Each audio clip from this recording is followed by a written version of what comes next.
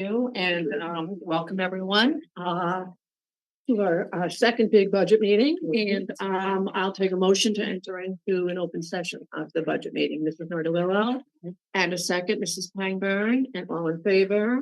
Thank you very much. Mrs. Nordillo, would you like to start or Actually, I believe, first of all, we'll welcome everyone here tonight and thank you for returning or coming tonight. We appreciate your presence and of course your valuable input into our process. I know we have a lot to discuss, so I'm going to turn it right over to Ms. Fields. okay? Absolutely. Thank you so much. Sorry, I have a little bit of a froggy voice. Luckily, I don't have as much on tonight's agenda, so you don't have to listen to it too much. So that's the good news. So Mr. Hu, I think you have the clicker. Can you move to the? Thanks. So if you're watching from home, please know that you can email us any of your questions to communications@nccsk12.org. As we go through each section tonight, you'll be able to ask questions. The Board of Education asks first, then people who are present here, and then DJ, our communication specialist, is here. She'll be monitoring the account all night. So if questions come in, we will answer those as we go through the various sections tonight. As always, we always start everything with a mission. This is why we exist. This is why we are here. We are here to provide the best possible education for all of our students. And that includes giving them opportunity and giving them support so that they can engage in relevant work that is challenging to them. And we always think about the whole child. So we want them to grow academically, but we want them to grow socially and emotionally as well. And we also want our team here, our teachers, our administrators, all our support staff to be able to grow together so that we can always be doing the best so that we can provide that high quality, relevant, equitable education for all of our students. As you know, we distill our mission statement down to our three pillars. Our three pillars are academic excellence, equity, and social emotional health. All three matter tremendously to us. That goes back to that whole child that I just mentioned. And we keep asking the question this year, our job should be to help all students find and pursue passion, to give them knowledge, to give them skills, to give them opportunities to pursue those passions, because we want them to realize they all have unique gifts and talents, and they can contribute meaningfully to our society in a way that matters to them. That should be one of the goals of education, not just to cross the stage and get a diploma, but to have had the experiences so you can recognize where you can make a positive contribution. So we are constantly thinking of that, and we are going to continue to think about that as we go forward in this budget process this year. Tonight, you're going to hear from several different members of our administrative team. You're going to hear from Denise Town, who is the head of our transportation department. You're going to hear from Mark Wiegert, who is the head of our custodial department. And you're going to hear from Brian Kraft, who's the head of our maintenance department. We'll also look at maintenance projects that are planned. And then Mr. Hoot will talk to you a little bit about debt service and interfund transfers. So we have a lot going on tonight, but it's so important that we spend time because we are one big team here, as we talked about at the last board meeting at North Colony. You see a lot of us on the instructional side, maybe a little bit more as parents in the district, but all the folks you're going to meet tonight help along the way to get our students to school, to make sure our schools are safe and clean and orderly. And they are essential to our team in ensuring that our students have a really positive experience in this district each and every day. So with that, I'm going to turn it over to Denise from the transportation department. Denise has much to share with you. She does a fantastic job for us each and every day with her team. And we're excited to hear a little bit more about the transportation department. And she's got a great slide by the numbers, and she will share her wisdom with us. So thank you, Denise. We're happy to have you here tonight. I'm going to ask how this goes before I'll put it on this side, pull the wheel towards you. Yep. Okay. So Superintendent Skills, members of the board, thank you for allowing me. Obviously, driving is my forte. I'm speaking into microphones. All right, there we go.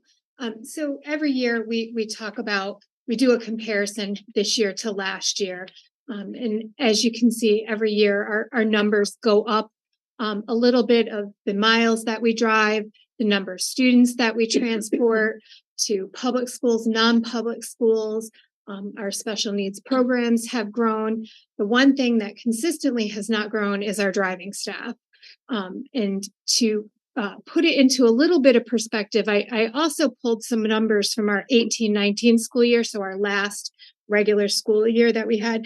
At that point in time, we had 78 bus drivers. We are now down to 64, but we are transporting nearly 6,000 students, where at that point in time, we were less than 5,500. So we're still meeting the demands that we have every day. We've worked very hard to pull it together every day and not have to make the difficult phone call saying that I'm sorry, we just don't have enough staffing to have a day. So, if anybody would like to drive school bus, the information is on the district website. It is the best job that you will ever have. So again, we're asking to replace buses. We have a great maintenance program. Our buses are thoroughly inspected. They go through preventative maintenance. They also are inspected by DOT twice a year, but snow and salt and stuff gets to them, and keeping a regular replacement schedule means that you end up paying less in the long run for maintenance costs, and you have newer equipment that we're transporting our kids on. So we are asking to replace 8 buses this year for a total of $1,131,442. 6 to 8 buses is our average. It's in line with what we've done other years. Last year, the buses that we purchased last year still have not been delivered. We're hoping for a May or a June delivery. Typically, if this were a normal year, we would request these buses now, and they would be delivered that summer. So, just a few months later. But from the time we place the order to the time of delivery is right now about 18 months. And it could potentially be longer. So the buses that were slated to be taken off of the road last summer are still on the road. And we've projected that we've had to spend maybe an additional $80,000 to keep them running. So that's been one of the side effects that we've been working through with all of the shutdowns and everything that happened a couple of years ago. It put the manufacturers that much farther behind. So in keeping with a replacement schedule of other parts, we're asking for some purchases, mobile lift to replace a lift that we've had for 20 years. Just like all of our buses, we keep all of our equipment in good working order. We maintain it, we service it, but things age out. An engine hoist to do some in-house repairs that normally we may or may not have to send out. One of the tasks that Paul has been working on is revamping all of our storage and all of our inventory, and to make inventory tracking cleaner and more efficient. So he's been working on that. Scan tools to make sure, just to scan it so we know what the code is, so it takes less time for the mechanics to work through. It could be this, it could be that. An antifreeze handler to just use to drain coolant, as opposed to we used to drain it into a bucket and then that bucket would have to be picked up and dumped. This just makes it less risk of injury. Some light fixtures, so that the mechanics, when they're in the hoods, it's just better lighting. A relocation of a post lift. So a post lift is cemented into the ground, moving it from a wide bay into a narrow bay. The post lift can only be used for like maintenance trucks and food service vehicles. So it makes more sense to have it in one of the narrow bays. Tire changer and balancer. Again, another piece of equipment that's just, old and has served its time. And then a trickle charger, a battery trickle charger, and it just gives us the ability to keep the batteries that are on the shelves fresh. So when we do have to change out a battery. And then on more of like the administrative side, we would like to move to a web-based routing solution. So currently we use TransFinder for our routing software. We use it for our fleet maintenance software. We're in the process of testing their parent GPS app, Stop Finder. And then this is just an additional piece of equipment. It'll help us go web-based, where if we need to work from home, it's easier. And it has a lot of other functions that will make our day-to-day tasks easier. And some furniture to replace furniture that's very, very worn and outdated. And then zero emissions busing. So our favorite topic. We're had a conversation today with another company called ChargePoint that does installation and maintenance and service for charging units. We've participated in a couple of studies, some route efficiency studies, so that we can make sure that none of our routes are overtaxing what the availability of battery capacity is on buses. We've met with some vendors to start the discussion about what type of charging we need, what capacity we have at the bus garage, what capacity we need at the bus garage, how to bring that power in to the bus garage. Parking is an issue. I don't know if anybody's been down to the bus garage, but we are tapped out on parking. And for every charger that you add in, you reduce the amount of parking space for a bus. So we have that we have to figure out. We've met with some vendors to discuss what type of funding is available out there, what type of funding we could potentially be eligible for, how you work your way through that funding. I visited an electric bus facility. So from wheels rolling into the plant through all the way out to the electric bus on the road, driving it down the road myself. So we've done all that. We still need to complete our studies. We need to decide which contractors we want to go with to do our infrastructure, to do our power, to do our parking. That's going to help us with the funding. We need to figure out what infrastructure work we need to do. We need to figure out what type of charging systems we want to go through. And finally, select the bus vendor that we want to go to. Our fleet now, all of our big buses are Thomas safety liners. So do we want to keep with the Thomas safety liners? Do we want to go to, International has an EV, Bluebird has an EV, like, do we want to stay the course?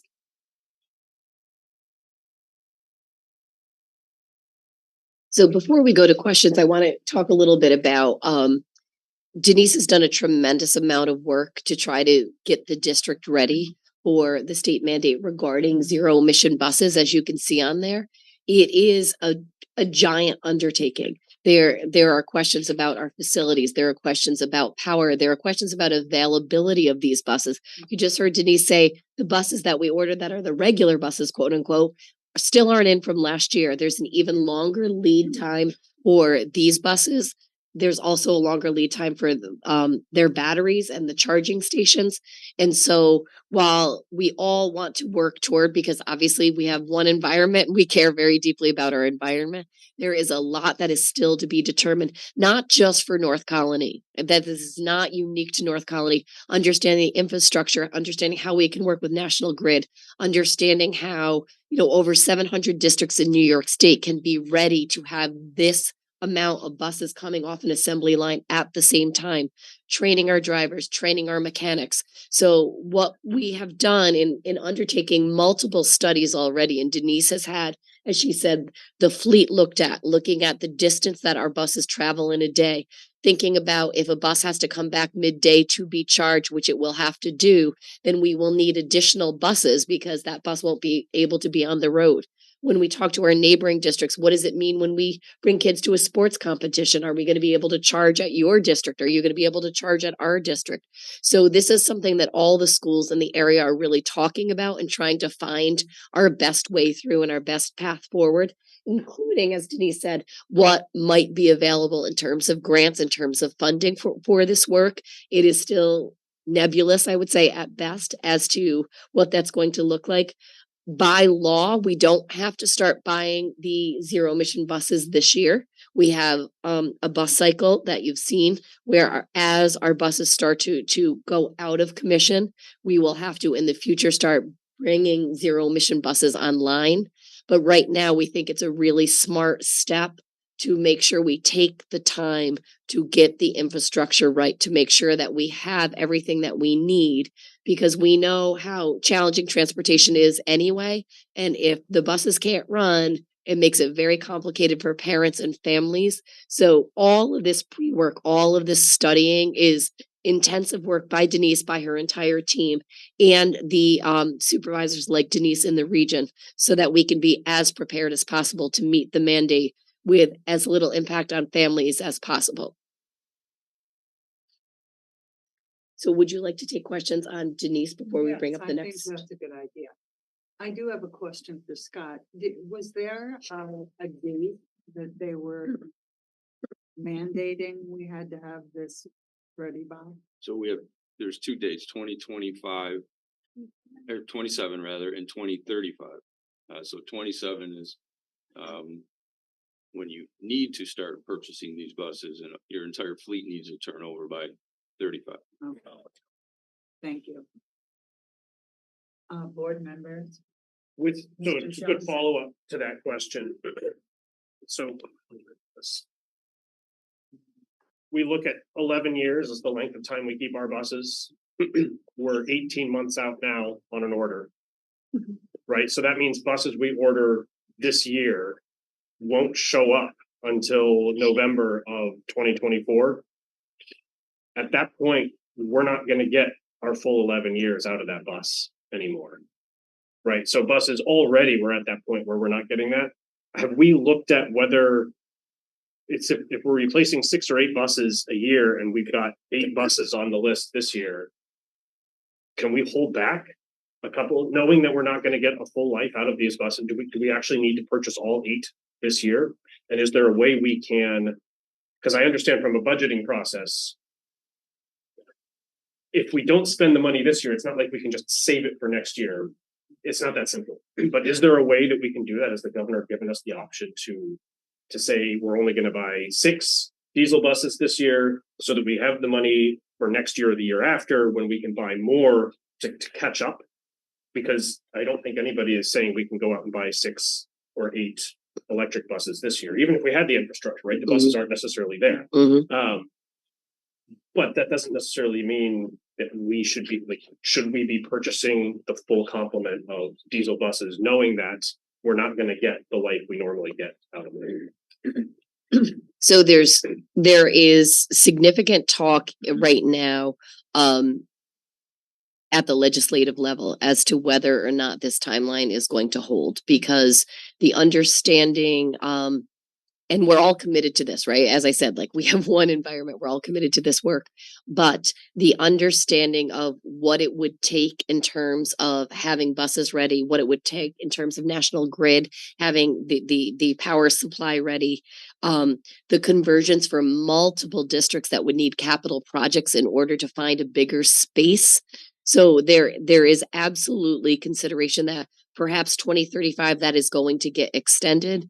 What we're going to run into, as Denise said, is right now we are at max capacity on all of our buses. So with the buses that we have currently, and some of them having to go out for more repairs because we've had to keep them on the road longer, we did have a discussion as to whether we should purchase 6 and have it be fewer or go all the way up to 8, knowing that if they don't change the deadline, we might only get 10 years out of a bus instead of 11.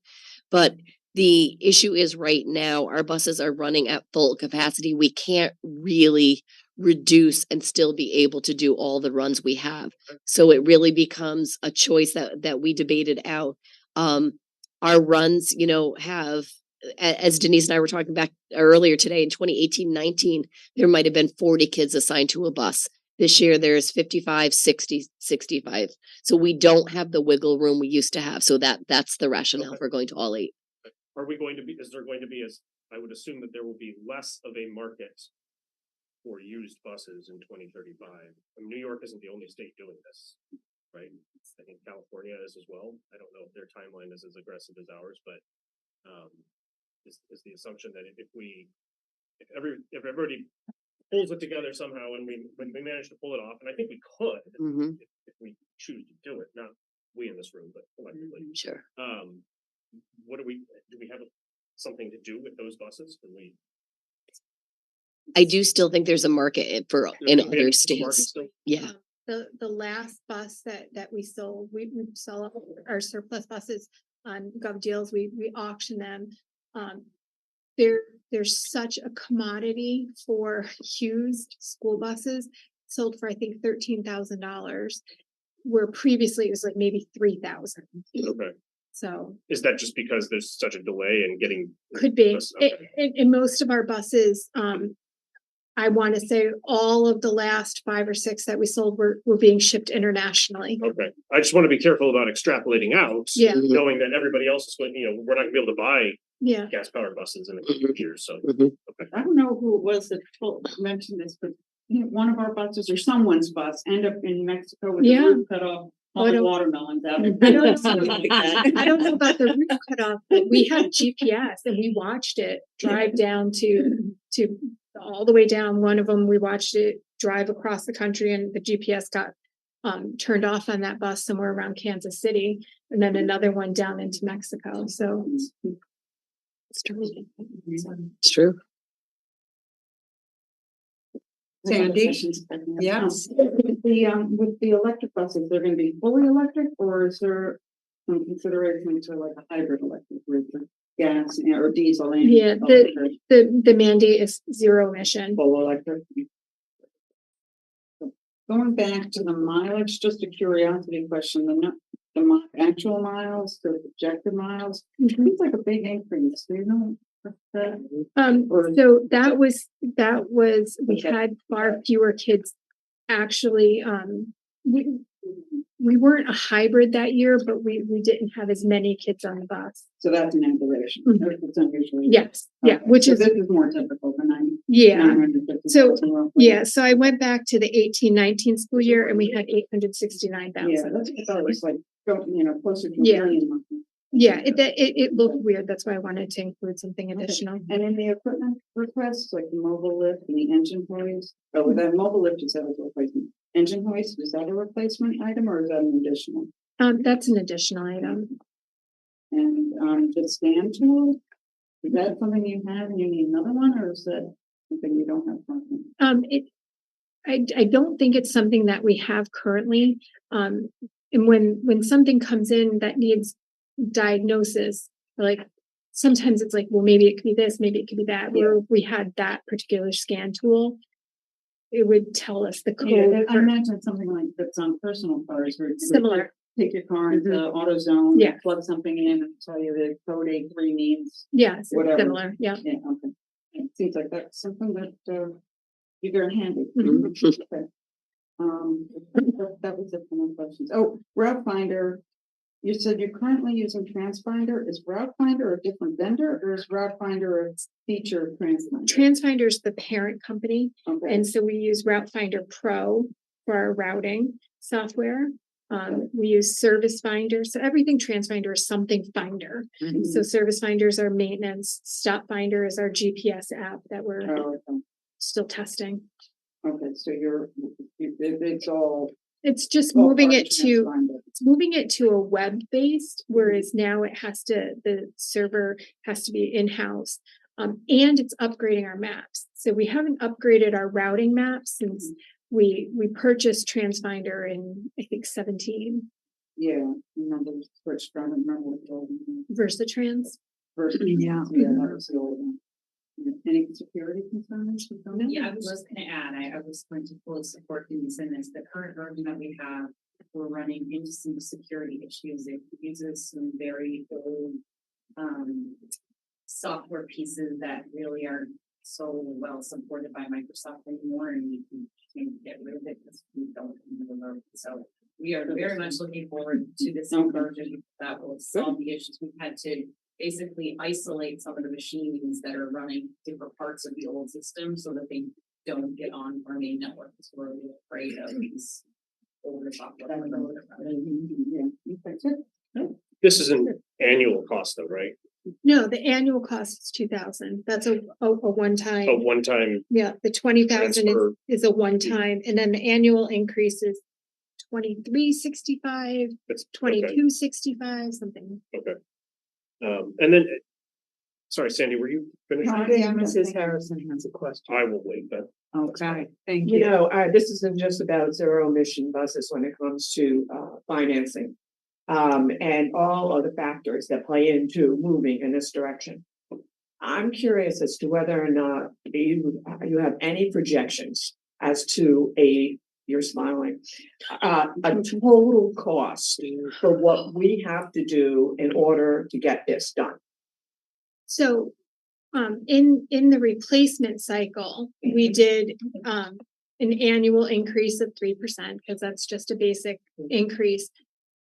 So if we kept with diesel vehicles, our total cost through 2037, because we decided to pick 2 years past the mandate, I think was $13 million. EVs would be 40 million.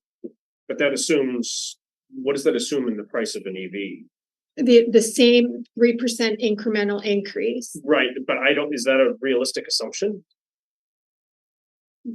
Yeah, I would think so. If a regular diesel bus goes up by 3%, we were Well, saying right, that. but right now, people are not buying EVs. 700, you don't have 700 districts in New York buying 6 EVs a year. I have no idea how many EVs are bought, but it's going to be a very small fraction of that. Is it realistic to assume that the price will not go down when you have thousands of these being purchased a year for a decade? New York State is the only state, and maybe California, out of all of the states that are mandating it. So it's not like we're going to get bumped ahead at the factory. Today they're mandating it, right? But if you're projecting out a decade and a half, I would just question whether that's a realistic. I mean, look at how much a personal electric car, and there's no mandate there, right? So, I want to avoid the sticker shock if it's not warranted. So can I just to address that? So 13 million on a diesel, 40 million on an electric vehicle, but we know that electric vehicles do not cost as much to repair. They don't need oil changes. They don't need to be replaced as often as a diesel bus if they're being built properly, right? And if they're being maintained. So our 40 million initial investment, which is going to be subsidized by New York State, is going to be an initial investment over the number of years, but the long term will be saved because of the other savings that we will have, not having to purchase these every 11 years. And not having to repair them as often and put as much into maintaining them. I cut off Denise before she got to the rest of her projection. You'll definitely save on the price of lubricants and fuel and oil changes and stuff like that. You're still going to be replacing brakes. You're still going to be replacing tires, windshield wipers, washer fluid, all of that. We don't know what the underside of an electric school bus is going to look like. The reason we replace buses at around the 10-year mark is we can still get a fair amount on auction, and the body hasn't deteriorated to the point of where it's going to start failing DOT inspections. the diesel engines in the buses will last hundreds of thousands of miles. You know, we keep our buses around 100,000 miles, but that's mostly because of the deterioration of the body. So we've looked at the underside of the electric buses, and it looks like an aluminum shield. But because nobody has them in the weather that we have them, we don't know how they're going to last. There's also a significant question as to the battery life of an electric bus. So they say it only is up to at around the 6 to 8 year mark is when the battery degrades to the point of where you want to maybe start thinking about replacing the battery. It's just like they explained it to me, just like on your cell phone. You know, your cell phone gets a couple of years old, it doesn't hold a charge as well, the battery dies a lot sooner. They're saying similar for the batteries on a EV bus. So 6 years in, we might have to replace the batteries at maybe around $60,000. So that's kind of a wash on the life of oil changes. So it's not going to have an internal combustion engine, but it's still going to have out-of-pocket costs, that preventative maintenance costs. And I think this is for everybody at this table, everybody who's watching, everybody in the audience, you hear all the variables that we're really just not certain about. Yeah. As we continue to find out more, as we continue to partner with these vendors, which is another reason that we would like to kind of delay for one more year so that we can make more informed decisions. But Mrs. Harrison, you are indeed correct. At the regional meetings, this is what every school district is talking about, which is what is the financial plan over the years in order to make the investment in zero emission vehicles, and what will that look like for North Colony, because it will have significant implications for our budgeting going forward. And so the more information we have, the better long-term plan. As Mr. Hoop pointed out, the funding and the aid on electric zero emission buses is not the same as it is for our current buses, which also presents a challenge for us. So part of the work that we will do as a district, as will our neighboring districts, is really having to look at what does that long-term financial plan look like in order to be able to meet this mandate. Could I ask you a kind of a follow-up question? And that's not the only expenditure here. I mean, we're talking, where are we putting these buses?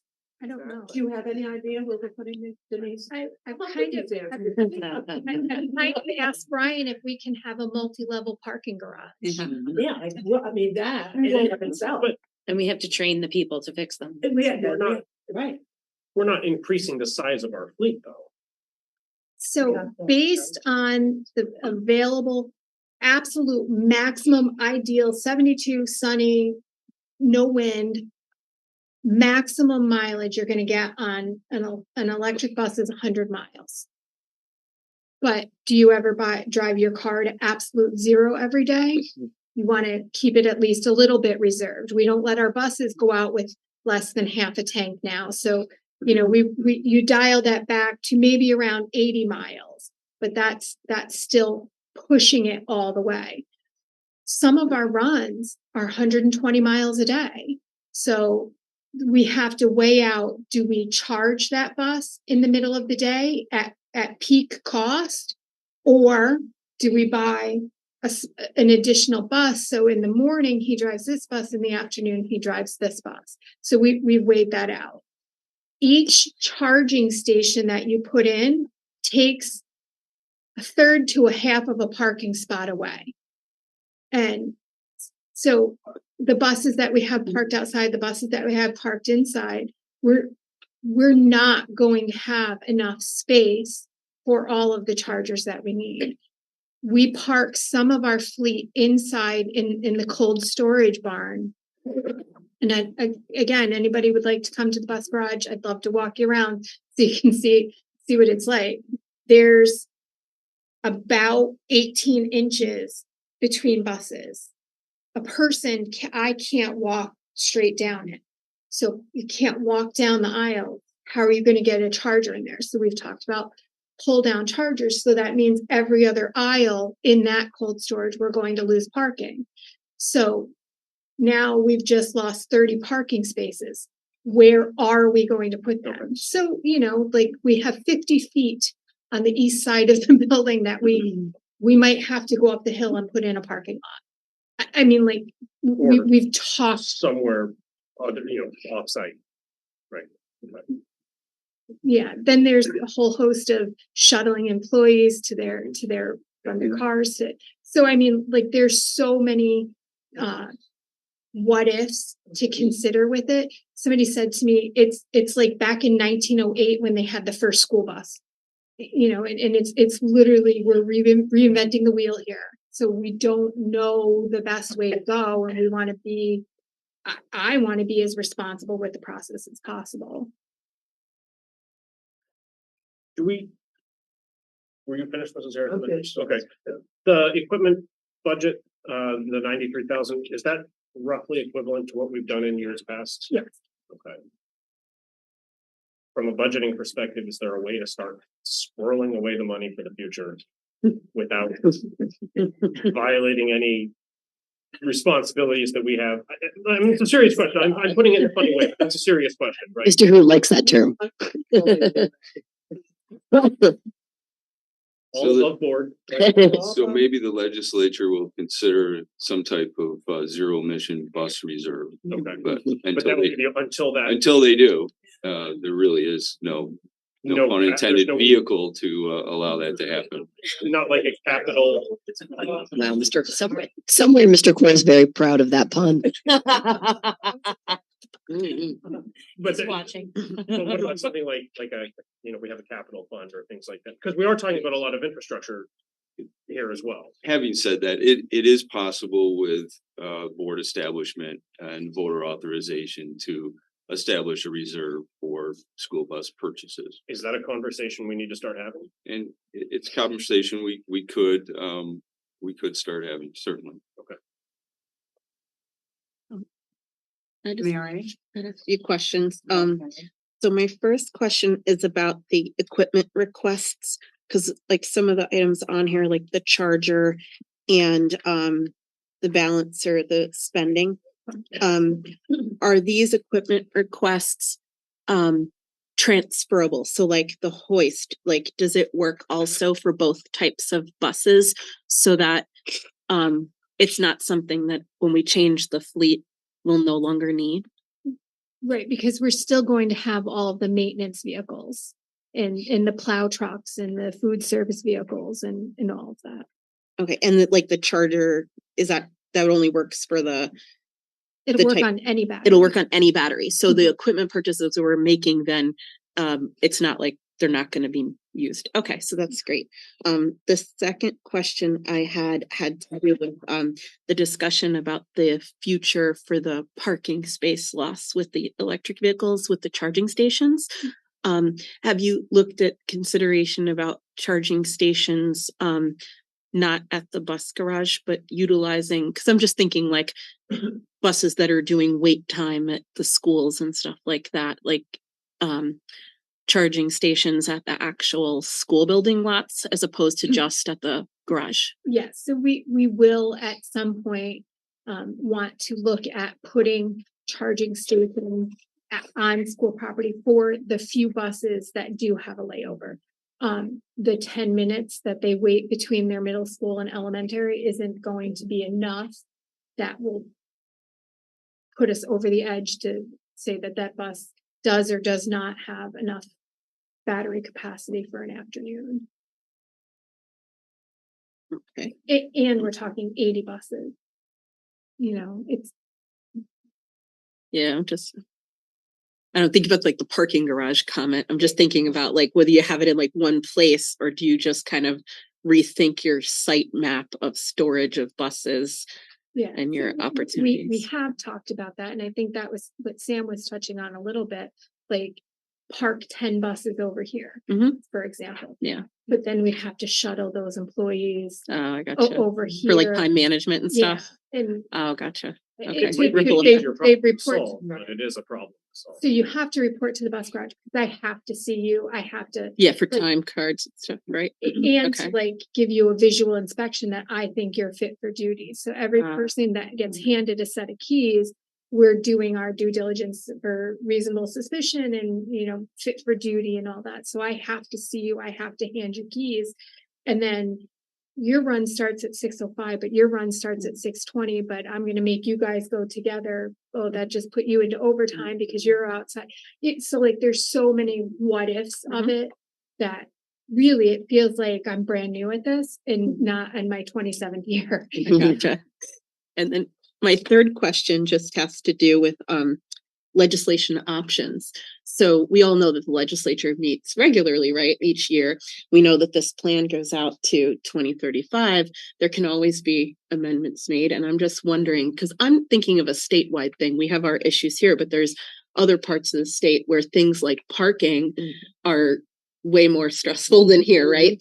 And I'm thinking, is there a collective of statewide of school superintendents that are reaching these challenges, working as a body to voice that to the legislature so that if there was an opportunity for, amendment, because there's ways to do cost savings, but when you're looking at this and all the challenges that are involved, I'm just wondered. So yes, I would say every association that is involved with this, so whether it's the transportation directors, whether it's the New York State Council for School Superintendents, whether it's New York State school boards, are all looking into and have already been having meeting with legislatures and trying to outline these are all the steps that multiple districts are going to have to face and figure out in time. And so how can we do that collectively so that we can do it effectively, efficiently, and wisely? So yes, that work is ongoing right now. Any other questions from the Board of Education? Do we have any questions from our audience? I have a question. Do you know about how much it costs to charge a bus? I don't. I don't. I know there's varying degrees of how many kilowatts per hour they need. There's different level chargers. We've talked about having a variety of DC regular charger, or I'm sorry, level 2 regular chargers and level 3 DC fast chargers at that are about 19 kilowatts per hour. But what the actual charging cost per bus is, I don't know. Each district pays a little bit different to National Grid or NYSEG or however, whatever power supplier they use. It would matter if you had the fast charger for the slow charger, right? And then you'd have to figure out how much that costs. So the fast chargers draw in more power in a more limited amount of time.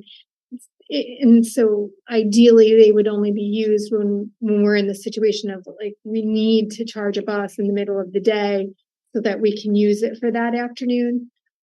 Whereas the ideal, our game plan, I guess, would be to have the level 2 chargers that would charge overnight at the non-peak hours, but if all 756 school districts are charging at night, then that becomes peak too. So we're going to get to a point where anytime you plug in, it's going to be at peak.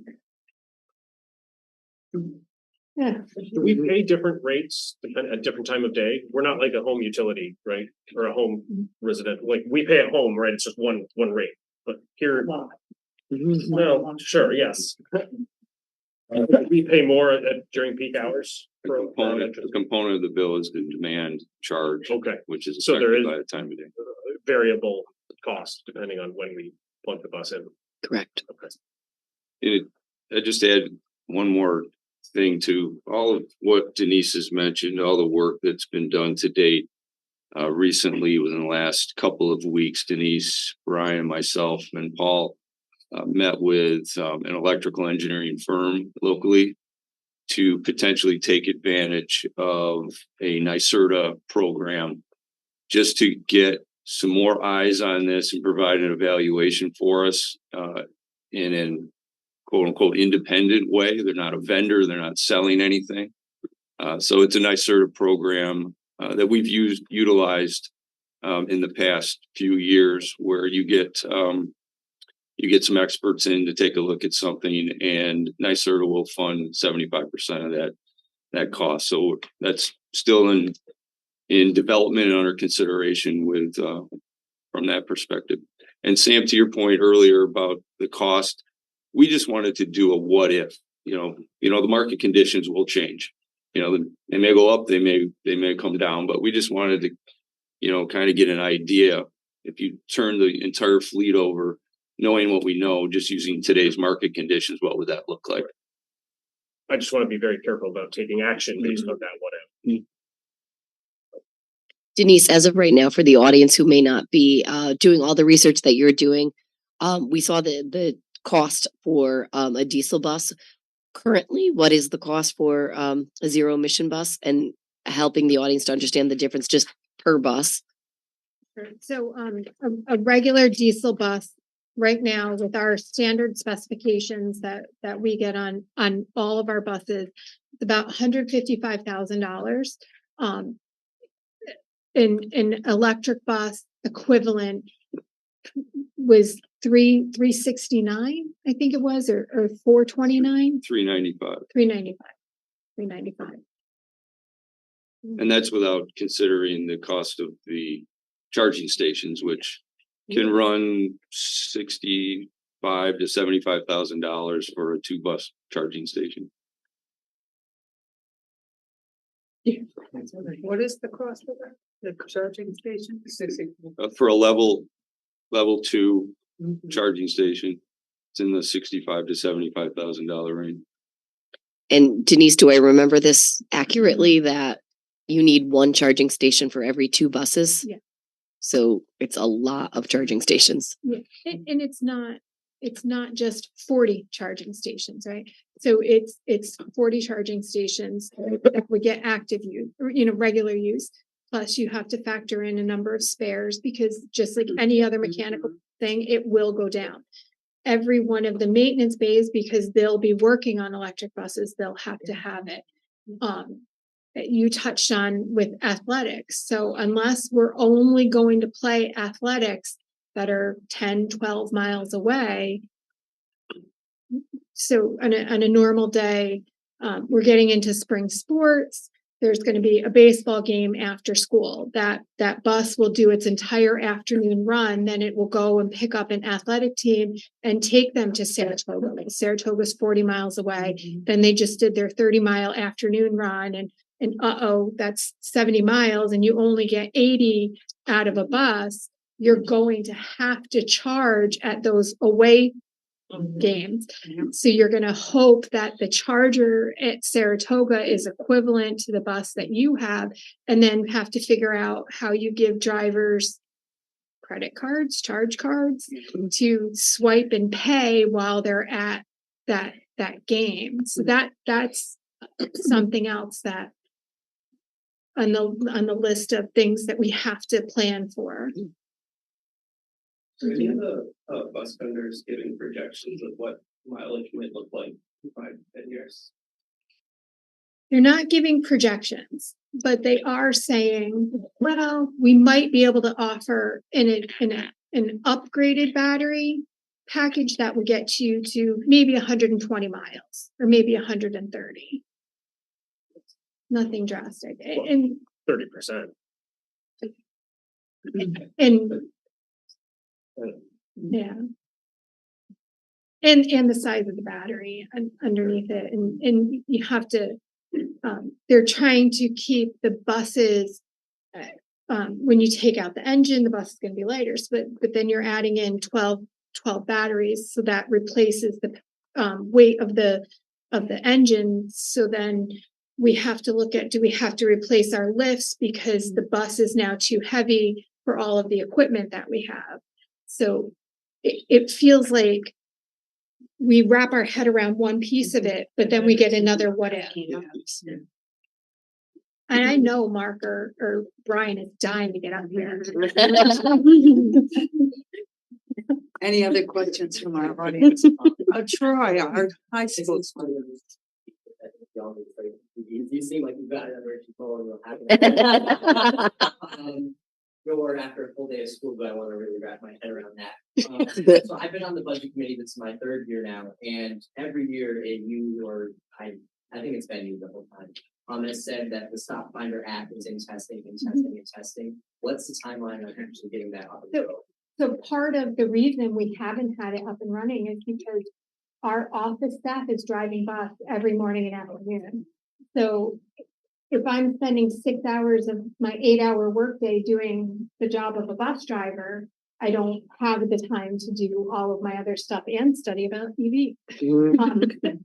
So that's been part of our problem. I have it on my phone right now. I have the app up and working. Keith right here. His kids have been riding the bus. He's been getting his notifications. We finally think we figured out what our glitch is that's been holding it back. And we're planning on running it after April break. Okay. Thank you. Thank you, Troy. Any other questions? Well, this is certainly a lot to take in. And thank you, Denise. You did a great job. Thank you. Thank And I you. just want to add that I am so confident in your investigation into this process because I've seen what Linda and I have both been to the bus garage. What an operation you have down there. It's almost spiritual. It's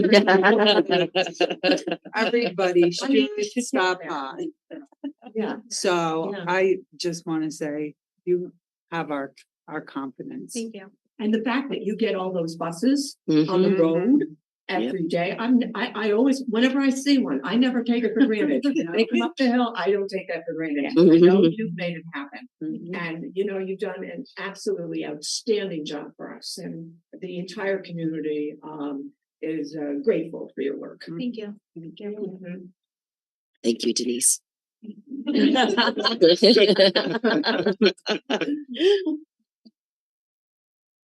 Right, so Mr. Uyghur, Mark Uyghur is here to talk to us about the custodial department. Thank you very much for having me. Thank you for being here. He's like, I want to get off that topic. Okay, so again, my name is Mark Wiegert. I'm the Director of Custodial Services. I'll give you kind of a breakdown of the custodial department.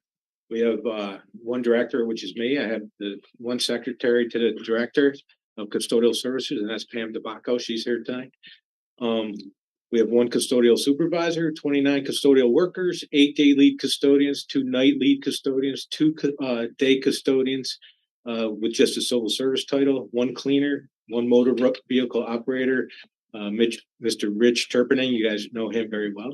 And we have about 10 part-time cleaners, and we have some substitutes. So that's a total of 56 staff members.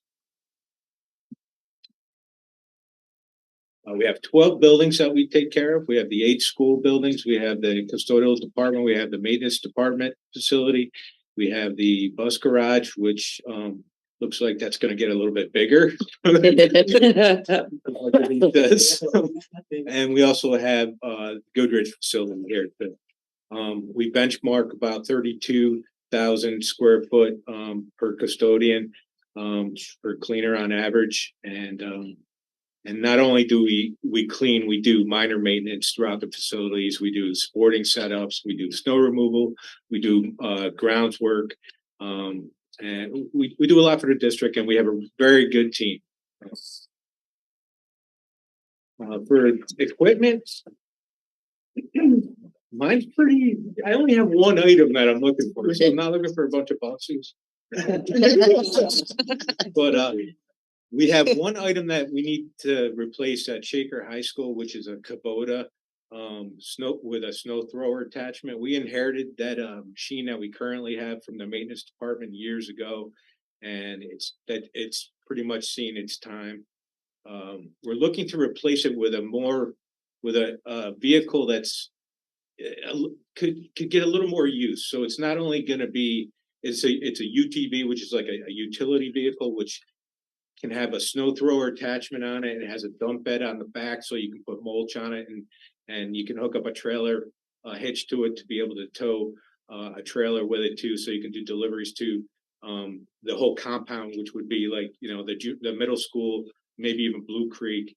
But we could also utilize that vehicle to hook the trailer up and to utilize it for breaking down of the sporting events and stuff on the fields.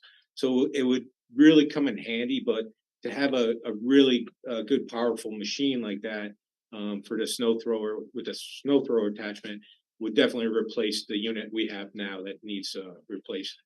So we could actually, right now, we currently have like a golf cart too, which has a dump bed on it, and we will be able to replace that too, because that again was inherited through the grounds department. We took that over years ago too, so we could get rid of 2 units and replace it with one, and it would really come in handy.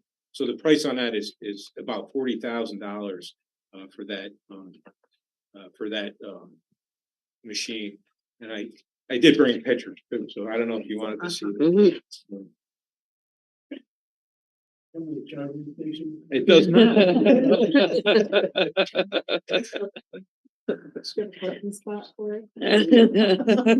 So it's kind of like a UTV, which is like a utility vehicle, and you can put different attachments on it actually. So if you wanted to, you could put a plow on it, or the snowblower attachment. I think it would be better to have a snowblower attachment, because that's like a 2-stage snowblower attachment for that. So for our predictions for like replacement plan, we've done pretty well in our floor scrubber area right now.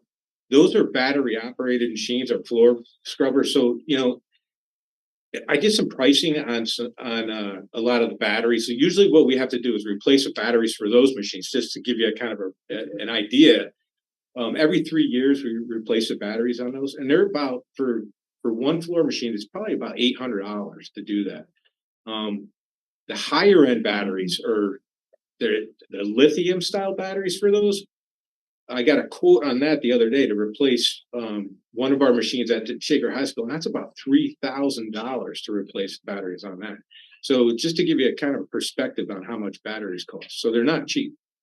So just to give you an idea, so for our replacement program, we're pretty good on our floor scrubbers right now. I have a couple in the future, like next year, that we're looking to replace, but we're getting through pretty good with them. This year, I'm only looking for the one item coming up, and like Denise said, it does take a long time to get machines or even vehicles. It almost took a year to get our tractor that we had ordered last year. So, just to give you an idea, everything's taken longer for some reason. I think that's it. I was pretty quick. So. Thank you, Mark. Okay, do we have any board questions for Mark? Yes. Okay.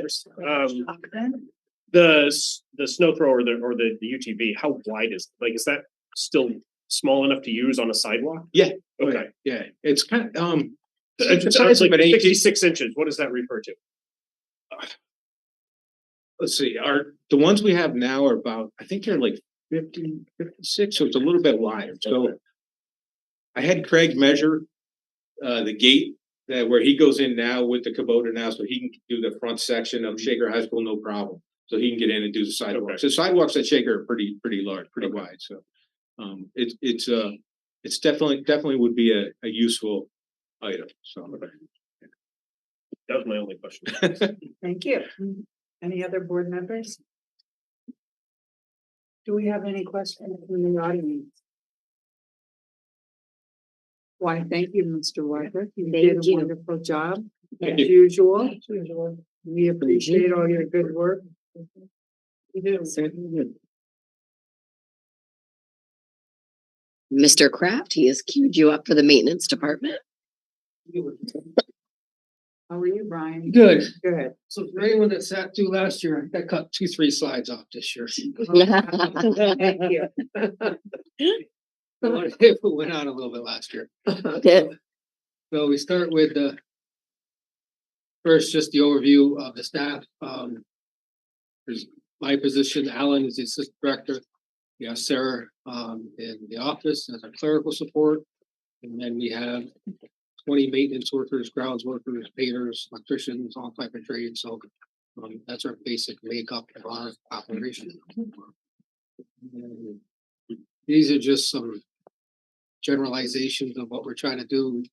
13 locations, with 30 boilers, 3,000 doors, 4,000 plumbing fixtures, 30,000 electrical fixtures. So it's a big district. Everybody knows that. My joke is when I came from East Greenbush, there were 7 schools and what's 8, right? Well, I forgot about the 5 extra buildings. So, but anyways, playgrounds, parking lots, all that stuff. So it's a quite large district to maintain. Just for our overall equipment, we basically have 20 vehicles that the guys drive from school to school to maintain the schools. We have 12 of them that we use for plowing. Total 7 commercial mowers, 6 trailers, 3 tractors, a small backhoe and a nice sized backhoe, which we used a lot last year, digging up pipes. So that worked out well. And then just not to do everyone, but for the grounds department specifically, there's like 25 specialized pieces of equipment for maintaining the fields and stuff. And that is talk about that next time. So for our equipment request this year, we are requesting 2 Dodge ProMaster vans to replace truck 69 and truck 71, which are cube vans currently at 55,000 each. And we did confirm that price with the vendor as being safe because you kind of build it. Basically, those vehicles are 16 and 14 years old. Truck 69 died last week. Literally, the leaf springs compressed and never came back up. That was interesting. They didn't. We just said we're done. Denise can fix it. No, they can. I'm just not going to pay for it. If you say no, then we'll fix it. But we'll find a way around that until we get the new vehicle instead of wasting money. So we wanted to get another small salter to place in the back of a pickup for $6,500. So we did that a couple years ago, and it's been very helpful to get the walk paths behind the schools to smaller areas where the big salt trucks can get in, and then it just allows us, for the price of using a vehicle that does year-round work and not getting something specialized. So where I started, we had 2 salt trucks, and 1 salt truck goes down, you're in trouble. So now, if you have 4, you got 3 people. If 1 goes down, that can get out there and get some salt down. So I think we've improved on our ability to salt. It just helps. And then the guy plowing and salt at the same time, it's much more efficient. So, and then we want to get a walk behind leaf blower, around $3,000, just for sidewalks and as we're cleaning up the parking lot edges and stuff, just to make it easier and quicker for him to do that type of work. Talk about that with the grounds equipment as a whole, and then our mechanical equipment replacement. That's been a yearly request of $25,000 just for our HVAC systems, and it's been very helpful on some of our small cooling units. Athletics is getting a couple this year. Basically, some of the older refrigerants are so expensive that buying the refrigerant alone and trying to fix the system it's very costly, and it's not worth trying to mess around with. So we'll just keep upgrading and stuff working and not wasting ourselves fixing items that are 20, 25 years old. So this just shows our vehicle replacement plan. And so you can see the 69 to 2006 and 72 to 2008. We pretty much have been staying about 2 vehicles or 1 vehicle a year, depending on the size of the vehicle, and it seems to be working good. Once we get past next year, we'll really be in a situation where maybe we slow down to 1 for a little bit, but 2 is really kind of a nice replacement number, to keep the vehicles new enough that they're safe to be driving and plowing them, and so we get that done and not have Paul's guys fixing them every day down there, so it works out well.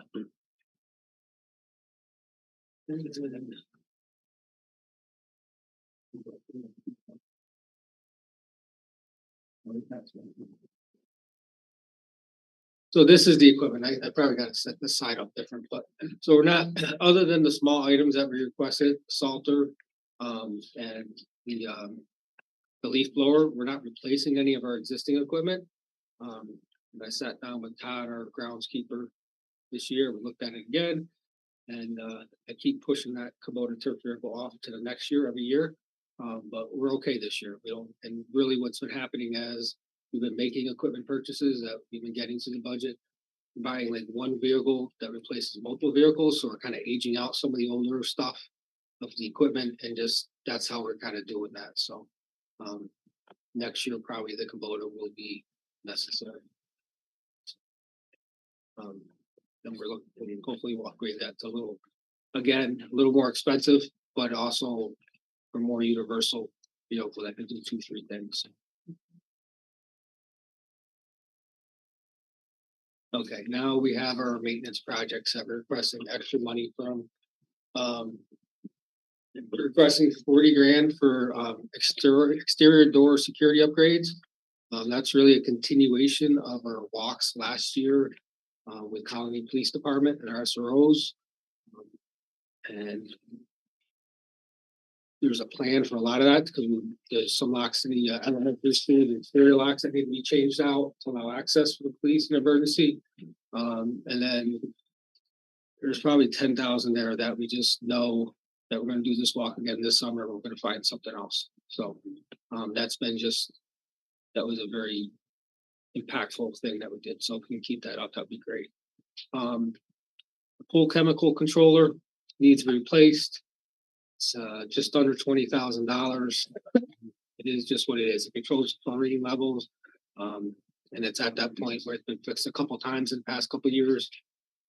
Replacing it, upgrading it, so we're not wasting chemicals and keep the pool running, which is an important thing around here. The pool goes down, very quickly. So, then the next request, it's a smaller one. It's 10,500, but it's the middle school student run help desk. Which, when I first heard about it, I thought Davis was just kind of crazy moving the IT staff around again, and I was like, "Oh boy, here we go." But it's a pretty cool project, actually. There's actually students in the middle school who work with the IT person in the middle school, and they are servicing the laptops for students and taking care of them and learning how to interact in that way and all that neat stuff. And so this will allow them a way with a window to service them students better and be more accessible. So it's cool. What are you in middle school? 13, 12, they're doing this. Wow. Yeah. So pretty cool. And then for the middle school as well, there's some office adjustments for 15,000, which is pretty much just adding doors, to be honest with you. A complete door, closer, lock set, everything right now is like $2,000. So that was surprising, but it's just gonna free up more student space as they look at how they're using the building and what space they need for students. It just gonna consolidate the staffing in the halls so that they have room for some special ed classrooms and stuff. And then the last one is lead water testing, which we got at $15,000. The last time we did this, I think it was $25,000 to do the whole district. We have to 2025 to complete this, so I'm gonna try to do one half this year, another half next year, see how much trouble we get in. This is fairly large item actually, because they changed it now from 15 parts per billion to 5 parts per billion. So we're gonna run into some trouble. We do have recent test results where we know that trouble is gonna be, so hopefully we can address that ahead of time. And then the other thing they're doing is it was a 5-year testing cycle, it's a 3-year testing cycle now. So The way I reference this is we started this back in the '70s. And I think they're just kind of saying it's time, so, you know,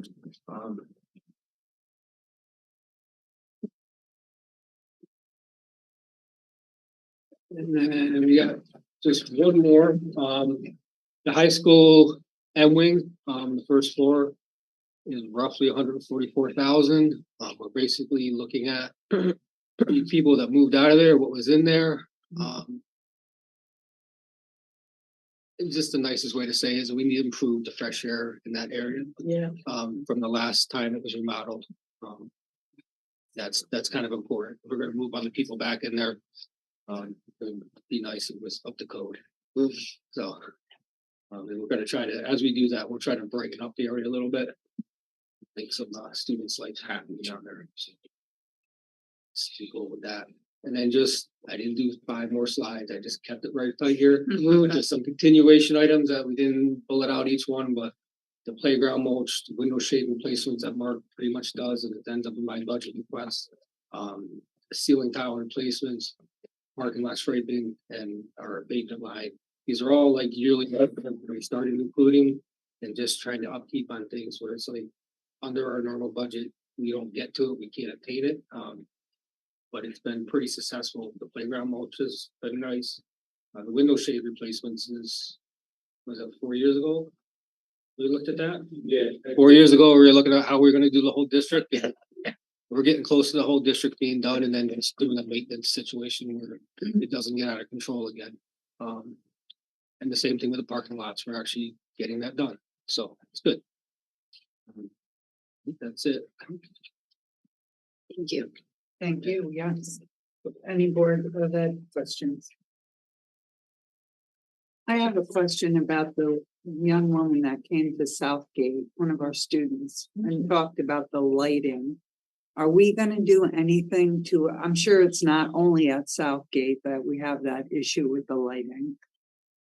It's not just at Southgate, no. No, It's pretty much that's in every building in the district. right.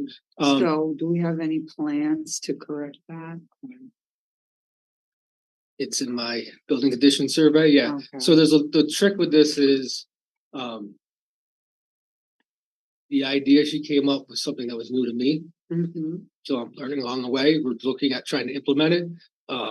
There's a benefit at Southgate at the rooms we looked at that doesn't exist in the rest of the district necessarily. Okay. One is that those lighting fixtures are new enough that just replacing the bulbs will make it come out, okay? Mhm. So when we're in some of the other places in the district, the lights, the whole fixture has to go. Mhm. There's no ifs, ands, or buts about it. And then depending on how it's installed, some of the environmental concerns means that by the time you do that, you might as well strip it out.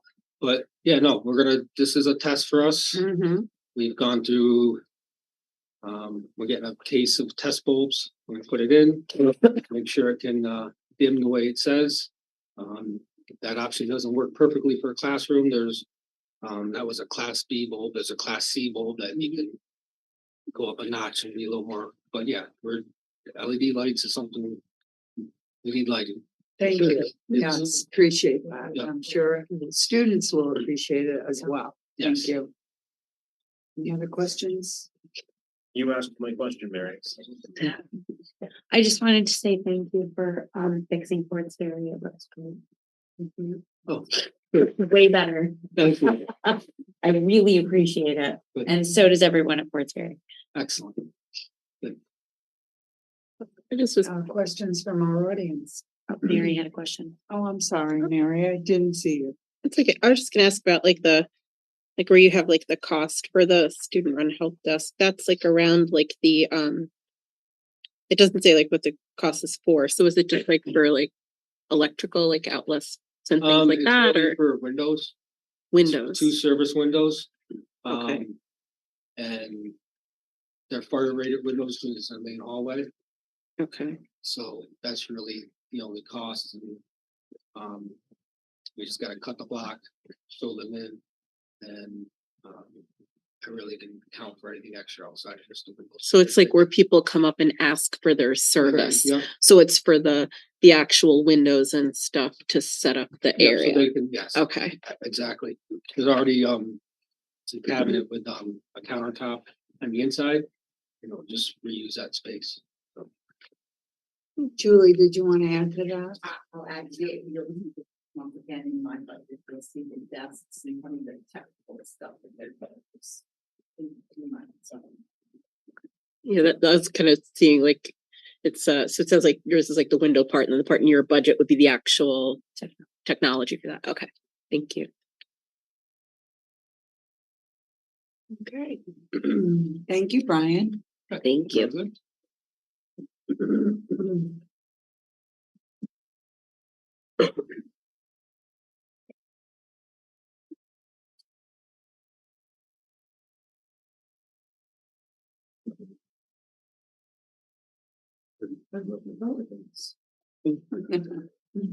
So let's talk debt service. It's only 8:15, so we. How much time do I have? Take your time.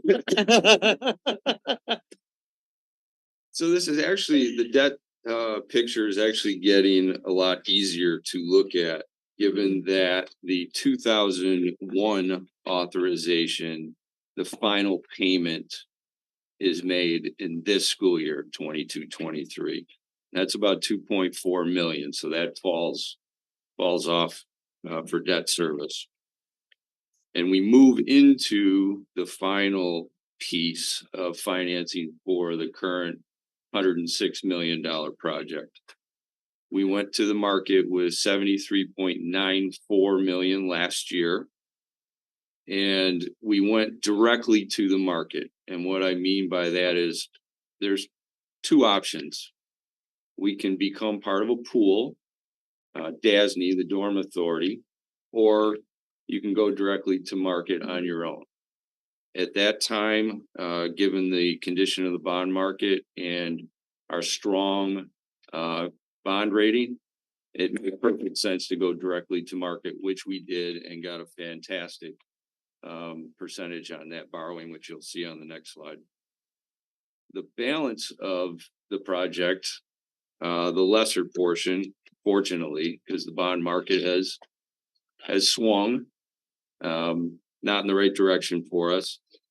So then it became the financial advisor's job to do their analysis on whether it still made sense to go directly to market or to become part of the pool.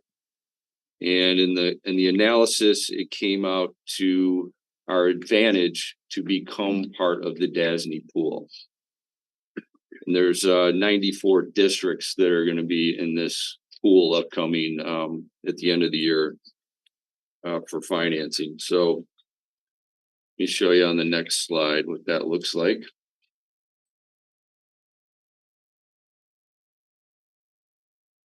So you can see in the middle column the current year, and then going over to 23-24, that top portion, that's where that $2.4 million drops off for the 23-24 budget. And then we start picking up some additional expense associated with the new roughly $25 million issue that will be going out in the DASNY pool.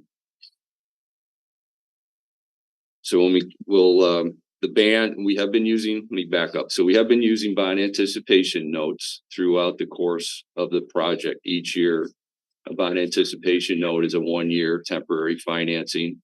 It provides you the cash flow and the ability to pay the contractors. You get to a point in time where you've gone through your construction phases and you know what you need to borrow as you work through those phases.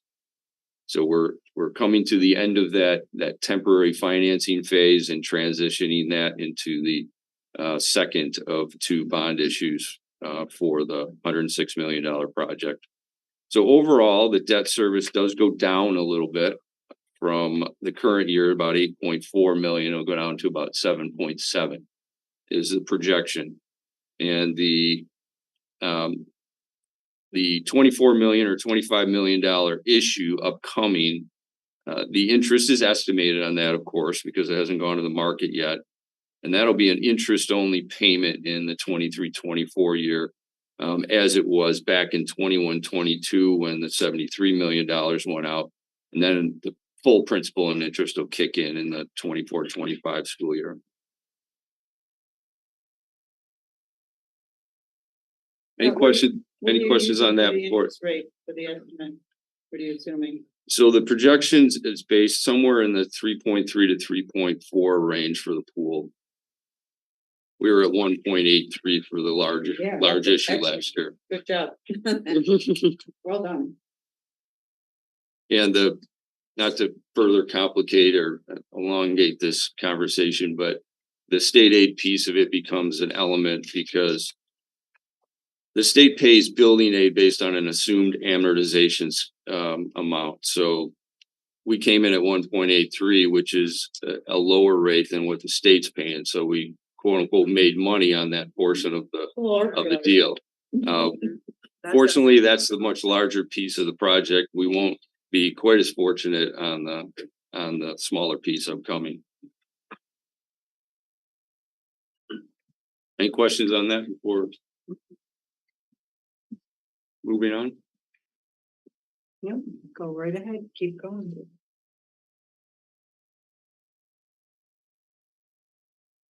And the even more exciting interfund transfers discussion. So you'll see three funds noted here: the capital fund, school lunch fund, and special aid fund. And there's many more funds in governmental accounting that go on. Capital fund is still projected to be zero for next year. It was zero this year and zero the year before that, as the district historically had taken on cash projects, if you will, ranging between $1 million and $3 million each year before the $106 million project was taken on. So at that point, the small $1 to $3 million projects, we stopped taking those on. It made sense. And we're not projecting to take on one for 23-24. School lunch fund, that's pretty self-explanatory. That's where the cafeteria accounts for all of their revenue and expenses. We did set aside $50,000 in this current year budget, and at this point in time, are holding a place for $50,000 as a budget item for next year. However, as we talked earlier about the zero emission bus legislation and the lobbying efforts that have been made in Albany from the various associations, we could see a shift in those timelines. Another area where there's been a lot of lobbying going on is in school lunch and breakfast programs. During COVID, everybody was operating in a completely free environment. I'm hopeful that there will be some movement on that in the final adopted state budget. If there is, we will certainly just wipe that $50,000 line item right out. We have significant negative balances that student accounts do build up, and that's really mostly the reason to hold some funds aside for the general fund to supplement those negative balances each year. So we'll see where that goes in the coming weeks, if anywhere. Lastly, the special aid fund is essentially the place where you account for your grants. Any grant that the district receives is accounted for in a special area. This particular transfer from the general fund to the special aid fund relates to the extended school year program for special education.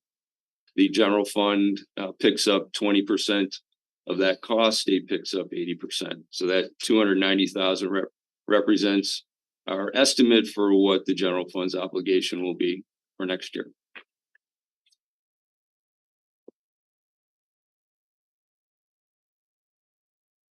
Any questions on that portion? I'm sorry, Sam, I had a question. A question back on the previous schedule. Sure. I'm sorry. I wasn't done and I didn't know it. What's the term of the 73.94 issue? So the 73 is 20 years and the new one will be 15 years. So what does that mean for, because our bond schedule used to be, you know, on a legal piece of paper and tiny print. And it showed all the years. So what does it mean for like 24, 25? Is that bond payment gonna go back up? So the 73.94 million issue, Well, the total is 7.76 million. So the following year, is that gonna be, because we're at 8.4, we're gonna drop about 700K to go down to 7.7 million. What happens the year after that? Is it back up again? so it will go back, up. However, we will be transitioning some of this bond anticipation note expense you see in 23, 24 will go away Oh, and okay. shift into 24, 25. So it should stay relatively level, but it'll probably go up a little bit depending on how the pooled financing comes out. Okay. So, yeah, so, I mean, the bond money here has freed up $700,000 out of the budget, so it's being, Correct. so, yeah, so I'm sure it's being used in other places. And we'll see that in the coming days, okay. Thanks. Any other questions? Does our audience have any questions? We have a lot of time. Okay, well, thank you, Scott. Kathy, I'll send it back to you. Thank you. So we do have another meeting this week on the 22nd, because of canceling last week's meeting. So that's coming up on the 22nd. Next Monday is our monthly board meeting, so there is not a budget meeting. So we'll go this Wednesday, the 22nd, and then again on Wednesday, the 29th. So just so you know, instructional technology and the Smart Schools Bond Act. And then on March 29th, we're going to look at staffing, anticipated enrollments, new programs and initiatives. And starting March 29th and moving forward on April 3rd, we'll be moving to the middle school auditorium. Those are usually bigger meetings and it's tight in here. So we will be moving to the middle school starting March 29th. But next, this week on the 22nd, we'll still be back here. And DJ, do we have any questions? Okay, thank you. Thank you to all our presenters. I'll turn it back over to you. Mrs. Harrison. No, I was, to our presenters, certainly, you know, to Brian and to Mark and Denise, and they are well supported by great teams. And Mark, you mentioned him, and then Paul is here with Denise, correct? Correct. And I know that each of you have great teams, so we appreciate the teamwork for your departments as well, so. All right, everybody's okay. Thank you, Mr. Leach, and thank you, Ms. Fields. And Thank you. Everybody. And thank you for being here with us tonight, and I'll take a motion to leave budget and adjourn. Mrs. Kangburn, Move to leave budget and adjourn. okay, and I'll take a second, and Mrs. Nordalillo, and all in favor? All right, thank you.